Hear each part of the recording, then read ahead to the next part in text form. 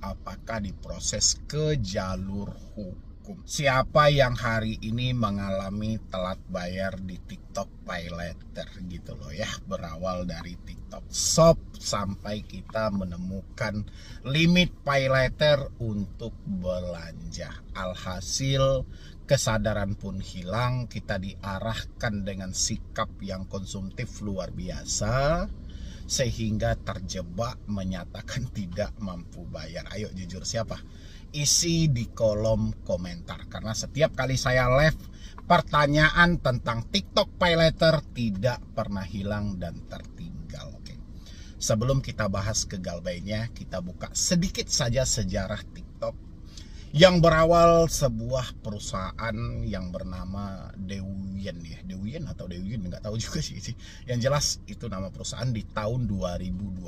Perancang yang dikenal pemiliknya adalah orang negara asing China. Dia mengembangkan produknya sampai ke 2018. Oke, 2018 sudah mulai dikenal. Dan sampai akhirnya dia masuk ke Indonesia di 2019. Ingat nggak teman-teman semuanya? 2019 TikTok masuk ke Indonesia dengan segala pro dan kontra. Ya, yang mana dianggap TikTok dengan video-video singkatnya waktu 2019 itu dianggap terlalu pornografi sehingga tidak ada batasan dan batasan. Pokok terjadi pro kontra di mana-mana 2019. Akhirnya TikTok mengikuti semua peraturan yang ada di negara kita dan lebih memperketat. Alhasil zaman Covid, TikTok menduduki predikat yang sangat luar biasa, terpopuler satu ya. Dia berhasil mengalahkan pendahulunya Instagram, WhatsApp, dan Facebook. Ya, dia kalahkan semuanya gitu. 2021 TikTok mencoba lagi mengembangkan sayap yang lebih luas. Muncullah namanya TikTok Shop ya, sampai beberapa pro kontra juga terjadi ya. Pedagang-pedagang offline itu pada bermunculan dengan kontra yang ada, berharap TikTok ditutup ya, karena itu sangat kanibal, penjualan barang secara raksasa dan harganya tidak masuk akal, sehingga itu melumpuhkan perekonomian lokal terutama bagi pedagang atau pelaku usaha UMKM. Sampai pemerintah mengambil alih dan menutup yang namanya TikTok Shop. Ya, tidak beberapa bulan habis itu TikTok Shop muncul kembali ya dengan wajah baru, digandeng oleh Tokopedia dan lain sebagainya. Oke. Seiring waktu berjalan 2022, saya masih ingat 2022 saya menjelaskan kalau TikTok Shop seperti ini saya belajar dari kasusnya tentang Shopee. Shopee awalnya juga hampir sama dengan TikTok Shop. Dia hanya sebuah market untuk tempat orang menjual satu produk mereka. Tapi pada akhirnya muncullah Pay Later. Alhasil TikTok pun mengikuti jejak yang sama. 2023 ya, akhir atau 2024 TikTok meluncurkan yang namanya TikTok Pay Later dan digandeng oleh dua pinjol besar. Di balik itu semuanya yang mencoba untuk menjadi pendanaan atau investor di balik itu adalah Akulaku dan Kredivo. Dari PT Finance Akulaku, habis itu dari PT Kredivo ya. Ini berada di belakang TikTok Pay Later. Ya, alhasil sekarang banyak orang yang memanfaatkan momen itu untuk mengambil limit belanja menggunakan TikTok Pay Later melalui pendanaan Kredivo dan Akulaku. Dan sekarang hasilnya sama. Sangat luar biasa. Hasilnya ya sama paham. Indonesia loh. Ya enggak sih? Berhutangnya cepat, membayarnya lambat. Berhutangnya cepat, nanti giliran di bunganya tersendat. Itu sudah hukum alam terjadi di Indonesia. Alhasil banyak orang yang meminjam di TikTok Pay Later memanfaatkan momen itu. Terjadi kemacetan dan kelumpuhan. Ya, banyak. Semua Pay Later sekarang ini boleh dikatakan banyak yang mangkrak. Ya. OJK aja merilis mengalami macet untuk kasus pay letter aja itu ratusan miliar. Dan orang-orang sekarang bertanya dengan konsep yang sama. Apakah TikTok pay letter akan mendatangkan debt collector ke rumah? Masih dengan konsep yang sama gitu loh teman-teman semuanya. Oke. Soal hari ini Anda tidak mampu bayar. Ya, itu dilandasi karena ketidakmampuan, ketidaksanggupan karena duit sudah tidak ada. Kita tahu perputaran pay letter ini sangat luar biasa. Bunga yang sangat menekan, perputaran yang sangat cepat. Orang-orang dibikin kecanduan menggunakan limit belanja padahal ini petaka di akhirnya nanti. Tapi orang-orang tidak sadar. Hasilnya orang-orang sadar setelah mereka tidak punya apa-apa lagi. Akhirnya mencari yang namanya DC ke rumah. Apakah TikTok pay letter ada DC-nya? Semua pinjol ada DC-nya. Kan sudah saya bilangin tadi. Di belakang dari TikTok pay letter ada Kredivo dan Akulaku. Ya pastinya mereka akan mencoba segala cara pun untuk membalikkan dana yang ada. Apakah mereka akan datang ke rumah terlepas mereka mau datang atau tidak? Itu urusan internal mereka. Kita masih hampir sama dengan konsep seperti pinjol-pinjol lainnya. Kalau ada uang bayarkan, kalau tidak ada uang persetan dalam hal itu. Apa risiko yang akan kita dapatkan kalau kita telat pembayaran atau menyatakan tidak mampu bayar di TikTok pay letter? Resikonya hampir sama. Ya, resikonya hampir sama. Kita mungkin akan masuk ke dalam fintech data center dan pusat data fintech lending beserta dengan SLIK atau BI checking kita akan tercatat sebagai skor kredit bermasalah. Apakah TikTok pay letter akan memproses kita ke jalur hukum kalau kita tidak mampu? Opsi itu dipersilahkan. Sama dengan layaknya pinjol-pinjol lainnya. Opsi itu dipersilahkan. Kalau mereka mau memproses kita ke One Prestasi, silahkan jalur perdata. Nggak ada masalah. Yang jadi sumber masalah hari ini adalah pinjolnya tidak mau melakukan hal itu. Anda masih didesak dengan versi yang sama. Apa yang harus kita lakukan, Bang?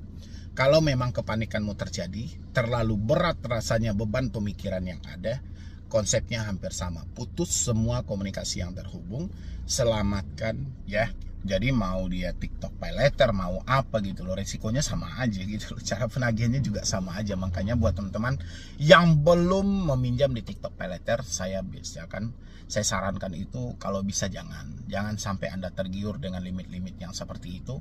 Itu awal dari kehancuran yang ada. Ingat, perputaran bunganya sangat tinggi.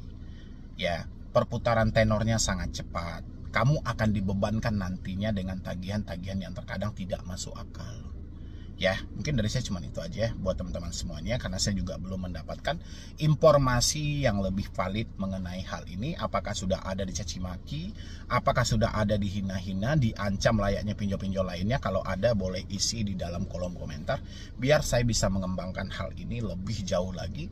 Apa tindakan yang paling tepatnya nanti untuk Anda melakukannya dan Anda mengatasi semua ini? Silahkan isi di dalam kolom komentar dan lanjutkan juga menonton video ini tentang Kredivo.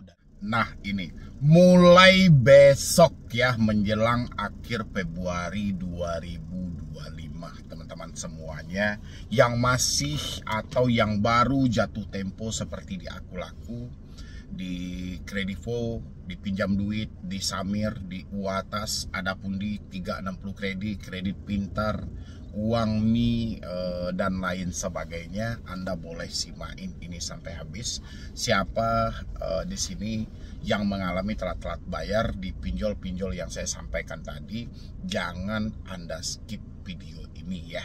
Dan yang di luar sana mungkin yang baru menemukan channel Solusi Hutang MB, kalau dirasa ini sudah cocok untuk Anda support, silahkan disupport dulu, silahkan didukung dulu. Karena supportan, dukungan, semangat dari Anda itulah yang menjadikan saya tetap ada di sini bertahan memberikan sedikit edukasi, motivasi untuk teman-teman yang mengalami telat bayar atau tidak mampu bayar gitu loh ya. Oke. Kenapa saya bilangin mulai besok? Teman-teman semuanya, kenapa nggak mulai hari ini aja, Bang? Mulai hari ini juga nggak ada masalah, tapi lebih tepatnya mulai besok aja gitu loh. Kenapa mulai besok? Karena saya perhatikan teman-teman semuanya, sejak akhir tahun 2024 kemarin memasuki 2025 ini sangatlah parah. Ancaman, caci maki, hinaan nyaris tidak terkontrol sama sekali oleh otoritas jasa keuangan maupun lembaga-lembaga lain yang mengatur tentang pelaku usaha jasa keuangan khusus non-bank, terutama di pinjaman online ini. Berapa banyak orang yang menjadi korban sepanjang tahun 2024. Ya, orang ini menjadi korban apakah karena ya dia didatangi debt collector? Tidak. Apakah karena hutang dia yang terlalu banyak? Tidak juga, teman-teman semuanya. Ya, masalahnya bukan soal dikunjungi debt collector atau masalah dia yang sangat besar. Tidak. Permasalahannya adalah dia diancam, dicaci maki, dihina. Ya, sehingga tertanam di dalam pemikiran dia rasa bersalah. Kalau masalah Anda gak ada yang besar ini satu pun. Cuma dibesar-besarkan dengan rasa bersalah tadi. Ya, Anda diancam mau dipermalukan. Anda diancam mau ditarik-tarik aset yang ada. Anda diancam akan disebarluaskan semua data pribadi. Ini adalah pemicu kenapa terjadi gangguan dalam pemikiran. Jadi kalau masih ada teman-teman yang bertanya di luar sana, apakah ada DC, apakah ada FC, rasa saya mungkin sudah bisa dibuang pertanyaan ini. DC datang ke rumah itu tidak mematikan orang. Oke. Mereka hanya menagih dan mereka bahkan lebih ketakutan karena mereka yang berada di lapangan. Tapi yang paling terparah adalah desk call. Mereka yang hanya berada di balik layar, berlindung di balik smartphone. Mereka hanya menelpon tanpa melihatkan wajahnya. Mereka hanya menchat tanpa jelas siapa orangnya. Mereka hanya mengirim email tanpa dipertunjukkan dengan jelas identitasnya. Ini yang paling berbahaya. Teman-teman pasti ketakutan karena ada FC, pihak ketiga, dan debt collector lapangan. Orang yang tiga ini adalah ujung tombak di sebuah perusahaan pinjol. Oke, mereka terjun ke lapangan, mereka sudah sangat waspada.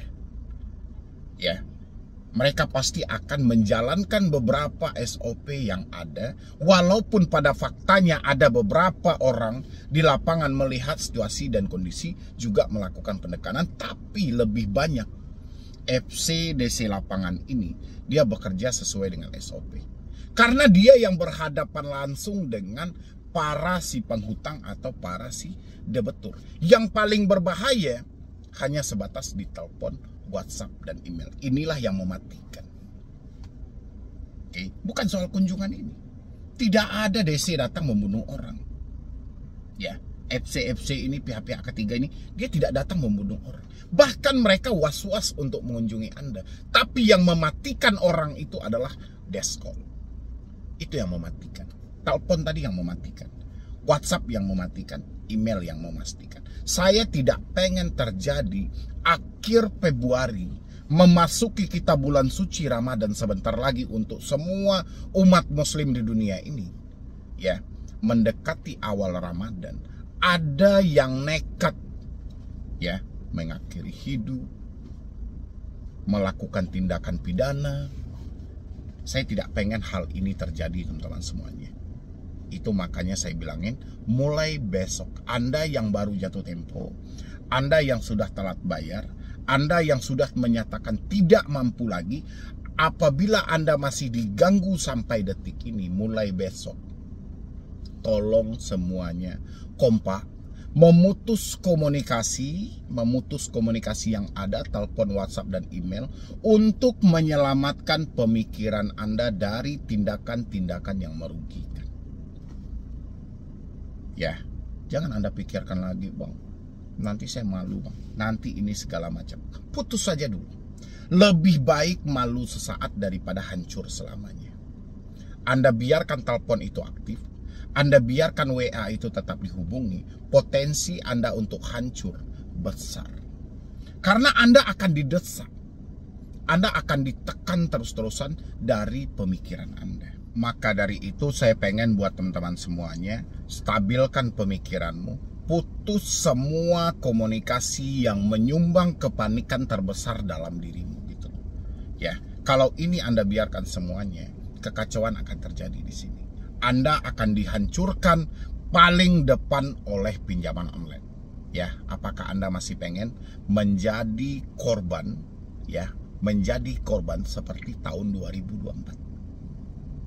2024 cukup banyak. Bahkan penutupan akhir tahun, 2 keluarga mengakhiri hidup.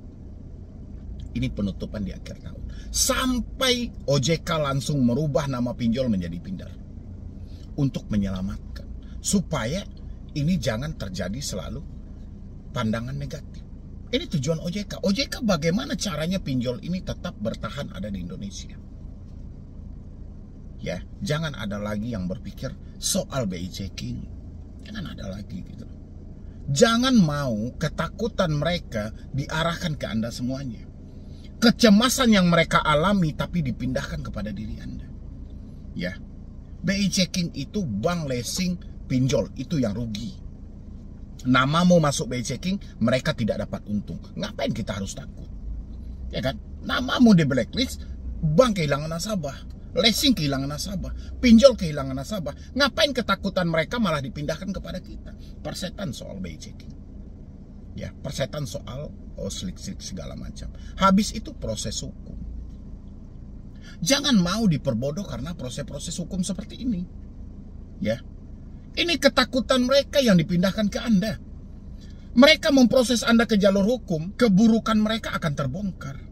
Mereka proses Anda ke jalur hukum, kejelekan mereka akan terbongkar. Betapa hitamnya sistem pinjol ini. Ya, orang kita pinjam sekian, dipotong berapa, disuruh balikin berapa. Ini akan dibongkar di pengadilan. Ini ketakutan yang sangat besar dialami oleh pinjol. Takut keburukan mereka terbongkar. Tapi ketakutan mereka ini dipindahkan ke Anda. Anda yang ketakutan disomasi. Proses jalur hukum. Ya, dan saya berharap teman-teman semuanya tolong stabilkan pemikiran Anda, kondisikan lagi cara Anda berpikir, insya Allah semuanya ini akan baik-baik saja. Satu-satunya risiko ketika kita tidak mampu bayar pinjol adalah nama kita akan masuk dalam BI checking dan kita tidak bisa lagi berhutang buat ke depannya. Bank akan rugi karena kehilangan nasabah seperti kita. Satu orang kehilangan. Bayangin ini seluruh Indonesia nantinya. Ya, jadi nggak usah terlalu cemas. Jadi kalau ancamannya hanya BI checking dan slik, biarkan aja. Jadi kalau cara kita menumbangkan riba yang ada di Indonesia ini, ya hitamkan namamu semuanya. Dengan begitu ribanya akan hilang. Banknya tidak berfungsi, leasingnya tidak bekerja, pinjolnya nggak ada gunanya. Oke, teman-temanku semuanya. Pokoknya putus semua komunikasi yang terhubung. Mulai besok kompak, tidak ada yang takut lagi. Satukan. Anda harus yakin ini adalah jalur yang terbaik. Ini adalah jalan yang paling tepat. Ya, jadi sekian dulu dari saya, Medi Broni. Wassalam.